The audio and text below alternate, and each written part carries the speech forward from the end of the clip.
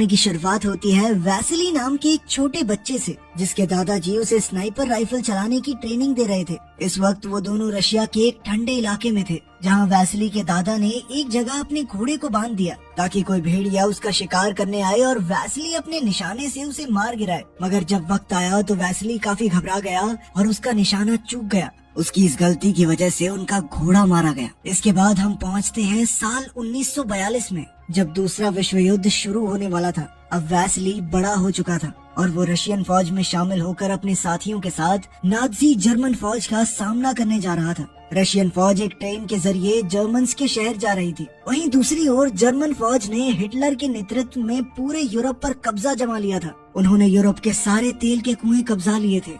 अब उनका अगला मिशन था रूस पर चढ़ाई करना, लेकिन उनकी सबसे बड़ी मुसीबत थी स्टालिनग्राड शहर। जर्मन फौज को सबसे पहले इस शहर में घुसकर इस पर कब्जा करना होगा। इधर रशिया के फौजी भी जल्द ही स्टालिनग्राड शहर में पहुंच गए। तब रशियन कमांडर्स ने फौजियों को हुक्म दिया कि अगर किसी ने भी अपना फर्ज छोड़कर युद्ध से भागने की कोशिश की तो उनके साथी ही उन्हें मार डालेंगे। अगर मौत से बचना है तो उसका एक ही तरीका है, जर्मन फौज को यहाँ से खदेड़ना। इसके बाद रशियन ऑफिसर्स ने फौजियों को कश्तियों में बैठाकर दूसरी तरफ रवाना किया। उस पार जर्मन फौजी मौजूद थे और रशियंस उनका मुकाबला करने जा रहे थे। तभी उनकी नजर नदी पर पड़ी, जो उनके साथी फौजियों की लाशों से भरी हुई थी। ये देखकर वो सब बुरी तरह सहम गए। फिर जैसे ही वो किनारे तक पहुंचने वाले थे तो जर्मन प्लेन्स ने उन पर बॉम्ब्स और गोलियों से धुआंधार हमला कर दिया। जर्मन प्लेन्स ने काफी फौजियों को मार डाला और रशियंस की काफी कश्तियां डूब गई। मगर खुशकिस्मती से वैसिली नदी पार करके किनारे तक आ पहुंचा। इसके बाद कुछ और कश्तियां भी किनारे तक आने में कामयाब रहीं।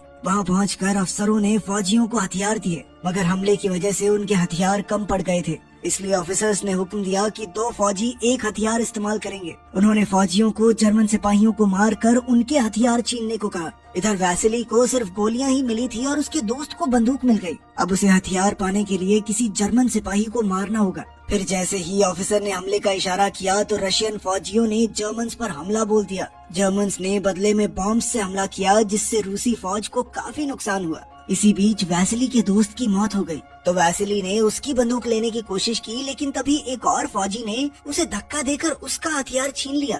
इसी दौरान जर्मन फौज रशियंस पर भारी पड़ रही थी, इसलिए उन्होंने जान बचाकर भागने का फैसला किया। मगर वापस मुड़ते ही उनके ऑफिसर्स ने उन पर गोलियां चला दी, क्योंकि वो युद्ध छोड़कर भाग आए थे। आखिरकार युद्ध खत्म होने के बाद जर्मन फौज ने स्टालिनग्राड पर कब्जा कर लिया और अब पूरा शहर रशियन फौजियों की लाशों से भरा हुआ था। चील कौवे उन्हें नोच नोच कर खा रहे थे। तभी वहाँ एक गाड़ी तेजी से आई तो जर्मन फौजियों ने उस पर हमला कर दिया, जिससे वो गाड़ी पलट गई और एक रशियन आदमी बाहर निकला। उसका नाम डेनिलोव था और वो रशियन फौज को अखबार पहुंचाने का काम करता था। इससे पहले कि जर्मन फौजी उसे पकड़ते, वो तुरंत जाकर रशियन फौजियों की लाशों में छुप गया ताकि सबको लगे कि वो भी मर चुका है। जब जर्मन फौजी उसे ढूंढते हुए आए तो वो सभी लाशों पर अंधाधुंध गोलियां बरसाने लगे ताकि कोई भी गलती से जिंदा न बच जाए। खुशकिस्मती से डेनिलोव को एक भी गोली नहीं लगी, मगर लाशों की भयंकर बदबू की वजह से उसे उल्टी आ गई। अब डेनिलोव रेंग कर आगे बढ़ रहा था कि तभी उसकी नजर सामने खड़े एक जर्मन ऑफिसर पर पड़ी, जो उस वक्त नहा रहा था। अब उसने लाशों में से एक बंदूक उठाई और उसे मारने का फैसला किया, और तभी अचानक लाशों में से एक जिंदा आदमी निकला, जो कोई और नहीं बल्कि वैसिली ही था। उसने डेनिलोव को ऑफिसर पर गोली चलाने से रोका, क्योंकि अगर उसने अभी गोली चलाई तो जर्मन फौज गोली की आवाज सुनकर वापस वहाँ आ जाएगी। वैसिली ने उसे एक मिसाइल गिरने का इंतजार करने को कहा, ताकि धमाके की आवाज में किसी को गोली की आवाज सुनाई ही न दे। साथ ही वैसिली ने उसे बंदूक में डालने के लिए गोलियां दी, मगर अब डेनिलोव को बंदूक चलाने से डर लग रहा था कि कहीं जर्मन फौजी गोली की आवाज न सुन ले। इसीलिए उसने अपनी बंदूक वैसिली को देकर जर्मन ऑफिसर को मारने को कहा। वैसिली ने बंदूक तो ले ली, पर तभी उसे एक गाड़ी आती दिखाई दी, जिसमें इस ऑफिसर की सुरक्षा के लिए फौजी आए थे। खैर वैसिली ने मिसाइल का इंतजार किया और जैसे ही मिसाइल का धमाका हुआ तो उसने कमांडर पर गोली चलाकर उसे मार डाला। किसी को भी गोली की आवाज सुनाई नहीं दी और इसी तरह अगले धमाके की आड़ में उसने एक और फौजी को मार डाला। लेकिन तभी एक फौजी ने वैसिली को देख लिया तो उसने गिरते हुए उसकी तरफ एक बॉम्ब फेंका, मगर वैसिली ने उससे पहले ही उस पर गोली चलाकर उसे मार डाला। अब वहाँ आखिरी फौजी बचा था तो वो बाकियों को खबर करने के लिए दौड़ा, मगर वैसिली ने खड़े होकर बिना चूके उसे भी गोली मार दी। डैनिलॉव उसकी निशानेबाजी और बहादुरी से काफी प्रभावित हुआ। फिर वो दोनों रशियन फौज के हेडक्वार्टर्स पर पहुंचे, जहां डैनिलॉव ने अखबार में वैसिली के बारे में एक आर्टिकल लिखा, जिसमें उसने बताया था कि कैसे वैसिली ने 4 जर्मन फौजी और 1 जर्मन कमांडर को मौत के घाट उतार दिया। ये देखकर वैसिली भी अंदर ही अंदर काफी खुश हुआ। तभी वहाँ रशियन लीडर स्टालिन का खास आदमी क्रुश्चेव आया। वो रशियन कमांडर से काफी नाराज था, क्योंकि उसने रशियन सिपाहियों को जर्मन्स के हाथों मरने के लिए मौत के मुंह में धकेल दिया था। क्रुश्चेव ने उससे कहा कि अगर स्टालिन को पता चला कि उसने रशियन फौजियों के साथ क्या किया है तो वो उसे कुत्ते की मौत मारेगा, इसीलिए बेहतर यही होगा कि वो चुपचाप यहाँ से भाग जाए। फिर जैसे ही क्रुश्चेव कमांडर के ऑफिस से बाहर आया तो सभी फौजियों को गोली चलाने की आवाज सुनाई थी और वो समझ गए कि कमांडर मर चुका है। अब क्रुश्चेव ने ऑफिसर से फौजियों का हौसला बढ़ाने का तरीका पूछा, ताकि वो नाजी जर्मन्स का मुकाबला करके स्टालिनग्राड को वापस अपने पास ला सके। तब डैनिलॉव ने क्रुश्चेव से कहा कि सिपाहियों को जबरदस्ती जंग में फेंकना सही नहीं रहेगा। उन्हें ऐसे सिपाहियों को प्रमोशन देना चाहिए जिन्होंने जर्मन्स का डटकर सामना किया है, जिससे बाकी फौजियों का हौसला बढ़ेगा। क्रुश्चेव को उसका आइडिया काफी अच्छा लगा और उसने ऐसा ही करने का फैसला किया। जल्द ही डैनिलॉव भागता हुआ वैसिली के पास पहुंचा और उसे बताया कि उन दोनों का प्रमोशन हो गया है। अखबार में छपी वैसिली की कहानी को पढ़कर देश के सभी लोग उसकी बहादुरी की तारीफ करने लगे। स्नाइपर बनने के बाद वैसिली ने 33 जर्मन सिपाहियों को मार गिराया और 13 जर्मन कमांडर्स को इस्तीफा देने पर मजबूर कर दिया। इसके बाद हम देखते हैं कि एक दिन वैसिली एक जर्मन कमांडर पर निशाना साध कर बैठा था,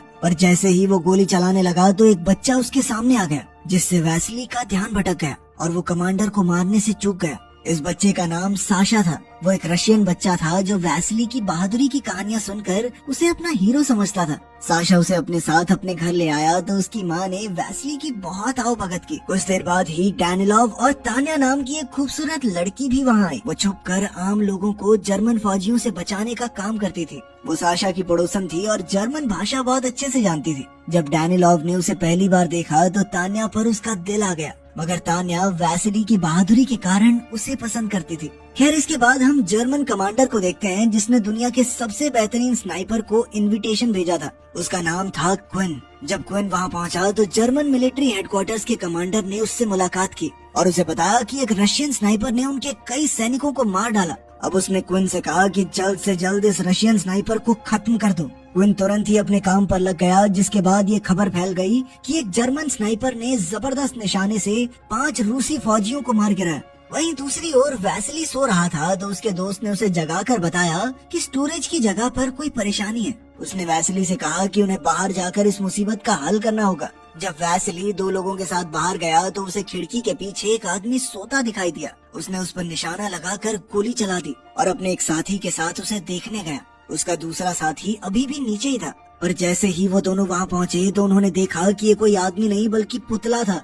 इसी दौरान एक जर्मन स्नाइपर ने नीचे वाली मंजिल पर रह गए उनके दोस्त को मार गिराया। तभी वैसिली की नजर जमीन पर पड़ी एक सिगरेट पर गई और उसे एहसास हुआ कि यहाँ कोई और भी मौजूद है। इसी दौरान जर्मन प्लेन्स ने स्टालिनग्राड शहर पर बॉम्ब्स और मिसाइल्स से हमला करना शुरू कर दिया। ये देखकर वैसिली का साथी डरकर भागने लगा, पर जर्मन स्नाइपर ने चालाकी से उसे भी मार दिया। इधर वैसिली बमबारी के दौरान भी उसी बिल्डिंग में छुपा रहा। इसके बाद हम क्विन को देखते हैं जो अखबार पढ़ रहा था और साशा उसके जूते साफ कर रहा था। उसने साशा को अखबार देकर उसे जर्मन भाषा में समझाने को कहा। साशा ने बताया कि इसमें वैसिली की निशानेबाजी और उसकी बहादुरी के बारे में लिखा है। तब उस नादान बच्चे ने बातों बातों में क्विन को बता दिया कि वो वैसिली का बहुत बड़ा फैन है और वो उससे मिल भी चुका है। वहीं दूसरी ओर वैसिली मिलिट्री हेडक्वार्टर्स पहुंचा, जहां डैनिलॉव पहले से मौजूद था। वहाँ उसकी मुलाकात कैलिकॉव नाम के एक और स्नाइपर से हुई, जिसने उसी जर्मन स्नाइपर क्विन से निशानेबाजी सीखी थी। जल्द ही वैसिली ने डैनिलॉव से मिलकर उसे बताया कि उसके दोनों साथी मारे गए। उसने बताया कि जिस स्नाइपर ने उन पर हमला किया था वो बार बार अपनी जगह बदल रहा था, इसलिए वैसिली उसे पहचान नहीं सका।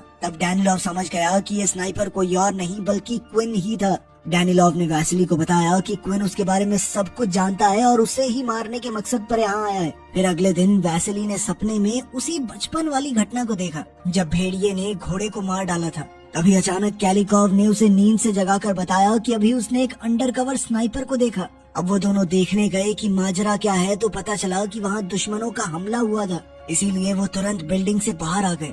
उसी दौरान जर्मन फौजियों ने उन पर तीर चला दिए, पर खुशकिस्मती से वो बचकर भाग निकले। इसके बाद वैसिली ने सिग्नल की तारें काट डाली, ताकि जर्मन फौजी हेडक्वार्टर्स में फोन करके और फौजियों को ना बुला सकें। फिर वो एक जगह से दूसरी जगह भाग रहे थे कि तभी उनकी नजर एक जर्मन फौजी पर पड़ी जो सिग्नल की तार ठीक करने की कोशिश कर रहा था। लेकिन ये कोई जर्मन फौजी नहीं, उनका ही एक साथी था जिसे क्विन ने पकड़कर जर्मन फौज के कपड़े पहनाकर इस काम पर लगाया था। और कैलिकॉव ने गलती से अपने ही एक साथी को मार डाला क्योंकि उसे लगा कि वो जर्मन सिपाही है। अब कैलिकॉव और वैसिली फिर से अपनी जगह बदलने वाले थे, पर उससे पहले उन्होंने ये देखा कि क्विन आसपास तो नहीं है। तो उन्होंने एक प्लान बनाकर अपने हेलमेट निकाल लिए ताकि क्विन हेलमेट पर निशाना लगाए और वैसिली को उसकी लोकेशन का पता चल जाए। लेकिन क्विन ने उस पर गोली नहीं चलाई तो उन्हें लगा कि क्विन आसपास है ही नहीं। अब जैसे ही वो लोग दूसरी जगह पर कूदे तो क्विन ने कैलिकॉव को मार गिराया और वैसिली जैसे तैसे अपनी जान बचाकर हेडक्वार्टर्स में लौट आया। उसने डैनिलॉव से कहा कि वो क्विन को नहीं मार सकता क्योंकि वो उससे बहुत बेहतर स्नाइपर है, मगर डैनिलॉव ने उसे हौसला देकर कहा कि वो क्विन के बारे में उसे पूरी खुफिया जानकारी लाकर देगा। ये सुनकर वैसिली को थोड़ा हौसला तो आया। वहीं दूसरी तरफ क्विन ने उस छोटे बच्चे साशा को मिठाइयाँ देकर उससे वैसिली के बारे में सारी जानकारी इकट्ठा कर ली। इसके बाद क्विन चुपचाप उस बिल्डिंग में पहुंच गया जहां वैसिली आने वाला था और वहीं छुपकर उसका इंतजार करने लगा।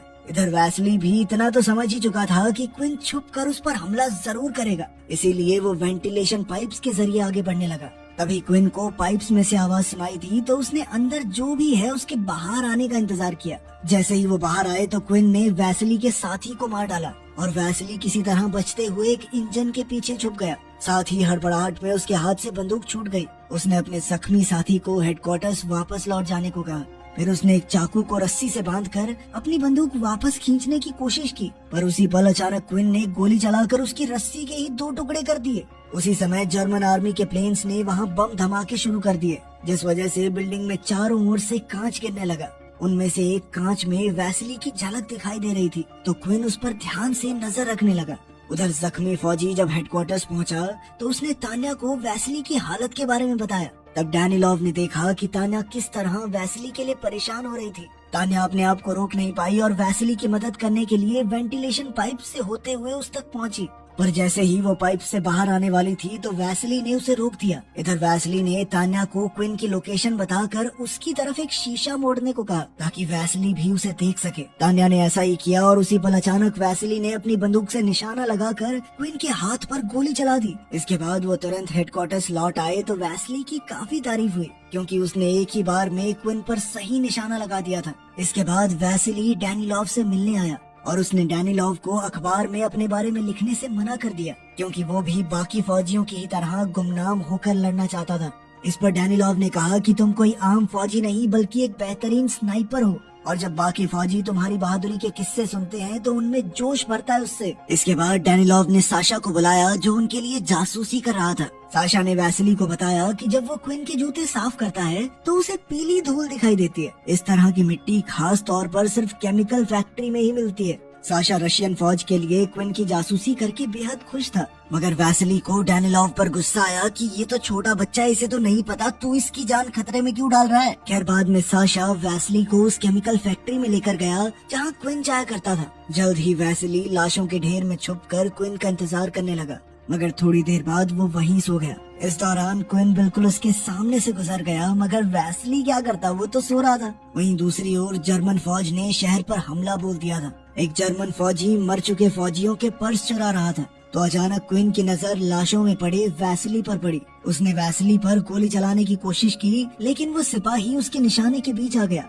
बाद में जर्मन फौज ने उस चोर को पकड़ लिया। उन्हें चोर के पास वैसिली का पर्स मिला था जिसका मतलब ये था कि वो पहले ही मर चुका है। जिसके बाद अब क्विन के यहाँ रहने का कोई मकसद नहीं था तो कमांडर ने उसे अपने बैग पैक करने को कहा। वहीं दूसरी ओर जब रशियन कमांडर को वैसिली की मौत की खबर मिली तो वो बौखला उठा, पर तभी डैनिलॉव ने आकर उसे समझाया कि वैसिली अभी जिंदा है। कमांडर ने कहा कि अगर फौज तक वैसिली की मौत की झूठी खबर भी पहुंच गई तो उनकी हिम्मत टूट जाएगी। इसलिए कमांडर ने डैनिलॉव को अखबार में वैसिली की तस्वीर छुपाने का हुक्म दिया।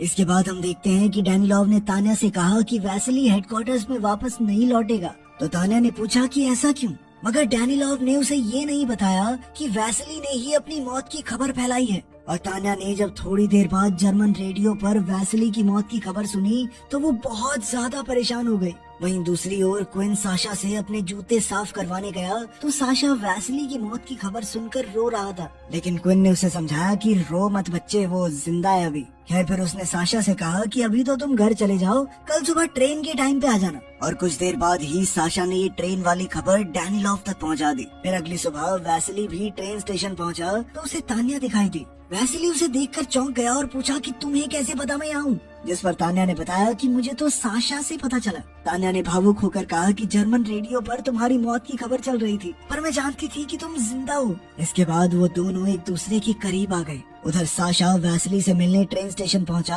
पर क्विन पहले ही उसका इंतजार कर रहा था। क्विन ने हिसाब लगा लिया था कि ये बच्चा रशियन जासूस है। कुछ ही पलों में तान्या ने अपनी दूरबीन से इतना खौफनाक मंजर देखा कि उसके रोंगटे खड़े हो गए। उसने देखा कि उस मासूम बच्चे की लाश बुरी तरह से एक पाइप से लटक रही थी। वो समझ गई कि क्विन ने ही उसे मारा होगा। साशा की मौत से तान्या को गहरा सदमा लगा, मगर वैसली ने उससे वादा किया कि वो क्विन को मारकर साशा की मौत का बदला जरूर लेगा। इसी दौरान जर्मन फौजी शहर में आ घुसे तो रशियन फौजियों ने साशा की मां को कश्ती में बैठाकर नदी के उस पार जाने को कहा, मगर उसकी मां कहने लगी कि वो अपने बेटे के आने से पहले कहीं नहीं जाएगी।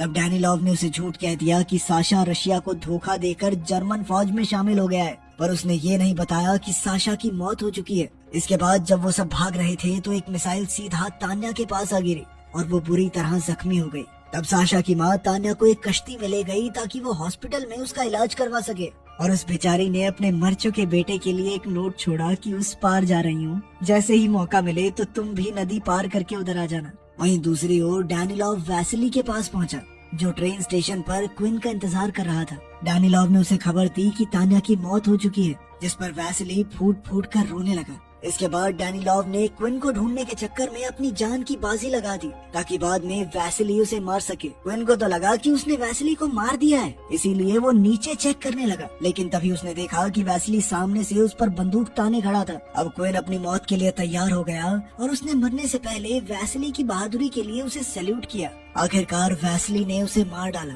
और फिर क्विन की बंदूक उठाकर डैनिलॉव की कुर्बानी के सम्मान में उसकी लाश पर रख दी। इस घटना के 2 महीने बाद रशियन फौज ने जर्मन्स को हरा दिया। बाद में वैसली हॉस्पिटल पहुंचा तो उसने देखा कि तान्या जिंदा थी। वो उसे देखकर बेहद खुश हुआ। बाद में रशियन फौज ने वैसली के सम्मान में उसकी बंदूक को स्टालिनग्राड म्यूजियम में रखवाया और उधर वैसली और तान्या ने एक दूसरे से शादी करके एक अच्छी जिंदगी बिताई। वीडियो पसंद आई तो लाइक कर देना, चैनल को सब्सक्राइब कर लेना। मिलते हैं अगली वीडियो में।